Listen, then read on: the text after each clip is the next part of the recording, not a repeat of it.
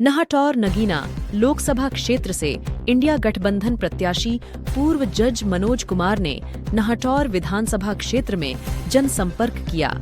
प्राप्त समाचार के अनुसार पहले चरण का मतदान 19 अप्रैल को होना है, जिसको लेकर हर पार्टी के प्रत्याशी अपने अपने क्षेत्र में जनता से जनसंपर्क कर रहे हैं और अपने लिए एवं अपनी पार्टी के लिए जनता से वोट की अपील कर रहे हैं।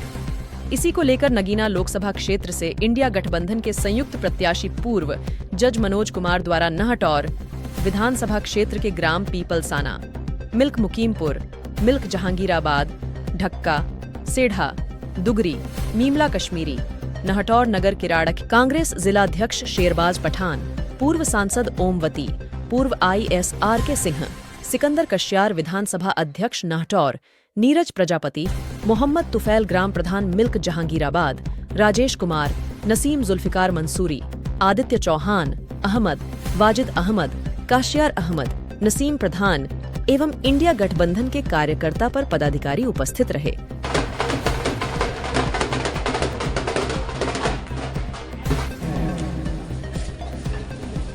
और आखिरी चुनाव के बाद क्या होने वाला है, सभी लोग होश में हो जाएं। इसीलिए सभी राजनीतिक दलों ने मिलकर गठबंधन में आ गए इन जालिमों के खिलाफ और पूरे मुल्क में दो भाग में बट गए, एक संविधान को मानने वाले और एक संविधान का विरोध करने वाले। यहाँ पर कितने ऐसे लोग हैं जो आपके बीच चाल को छू नहीं सकता। तीसरे इंडिया गठबंधन की जीत हो रही है और नगीना कॉन्स्टिट्यूंसी के आसपास ही नहीं पूरे भारत में भाजपा का सफाया हो रहा है। क्या मुद्दे क्या है? कुछ मुद्दे क्या है? मुद्दे हैं, सबसे बड़ा जो मुद्दा इस मुल्क का है, अब चावल रोटी और शिक्षा स्वास्थ्य से भी ऊपर हो गया है, वो है भय का। भारत इस समय भय से गुजर रहा है, टेरर से गुजर रहा है। आम आदमी इस मुल्क का डरा हुआ है, सहमा हुआ है। न्यायाधीश डर रहे हैं, ब्यूरोक्रेट्स डर रहे हैं, मीडिया कर्मी डर रहे हैं, किसान डर रहा है, छात्र डर रहा है, पूरे डर का माहौल चल रहा है। इंडिया गठबंधन की जीत होगी और ये भय का वातावरण अमन और चैन में बदलेगा। किसकी तरफ इशारा है आपका? डर का और भय? जी, आपका इशारा किसकी तरफ है? डर का और भय? वर्तमान सरकारों से है, इसमें डाउट क्यों है आप लोगों को? इसमें संदेह है क्या?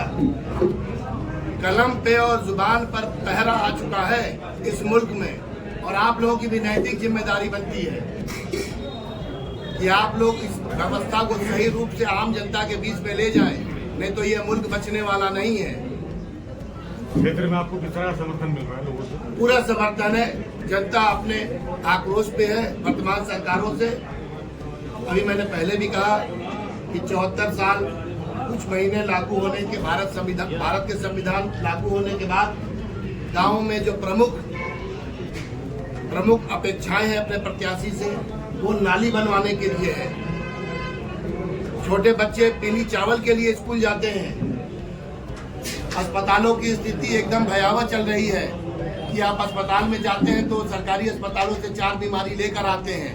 इस तरह की एक व्यवस्था और निज़ाम कायम की जा रही है। भारत को 2 टुकड़े में बांटा जा रहा है, गरीबी में और अमीरी में। अमीरों के लिए एक अलग व्यवस्था बनाई जा रही है और गरीब गुरबों के लिए दूसरी तरह की व्यवस्था बनाई जा रही है, जो कि भारत के संविधान निर्माताओं ने जिस तरीके की व्यवस्था बनाई थी 74 सालों में, सारा ये सरकारें ध्वस्त करने जा रही है। चंद्रशेखर का ये सुनने में आ रहा है कि उन्होंने कई जगह पर ये कहा है कि मैंने पार्टी से टिकट मांगा था और मुझे टिकट नहीं दिया गया। इस बारे में आप क्या कहेंगे? इसका जवाब राष्ट्रीय स्तर से आए नेता दें तो ज़्यादा अच्छा होगा। बहरहाल मुझे आप लोगों के माध्यम से एक संदेश देना है। यह जुल्मी सरकार 2024 में जो भारत की सरकार, वर्तमान मोदी सरकार, ये आज की तारीख में पूरे भारत में 2024 का जो चुनाव हो रहा है वो भारत के संविधान को मानने वाले लोगों के बीच में हो रहा है और भारत के संविधान का विरोध करने वाले लोगों का है।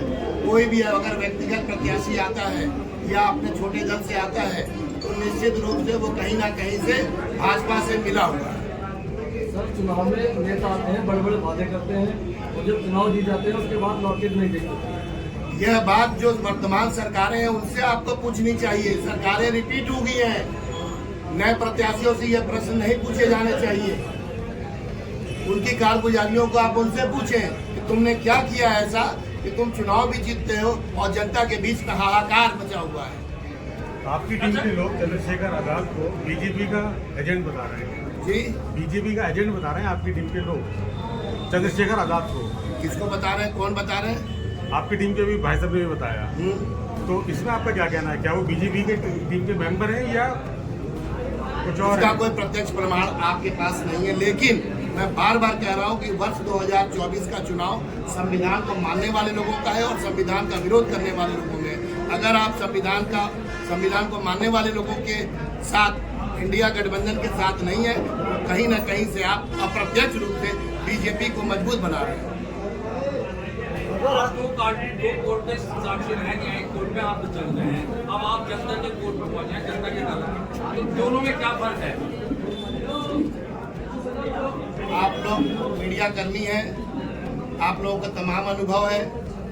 बिजनौर जनपद से मैंने VRS लिया। आप बिजनौर की अगर जेलों में जाएंगे और भारत के किसी भी जेल में जाएंगे तो आपको SC, ST, OBC, minority, general, upper caste, weaker section का आदमी मिलेगा जो इकोनॉमिकली बहुत पुअर है। एक अजीबोगरीब तरीके की व्यवस्था इस मुल्क में बनाई जा रही है। हमारे इस मुल्क के राष्ट्रपति ने हमारे इस मुल्क के चीफ जस्टिस ऑफ इंडिया को एक समारोह के दौरान कहा कि जेलों का निर्माण कम करिए, कानून को फ्लेक्सिबल करिए।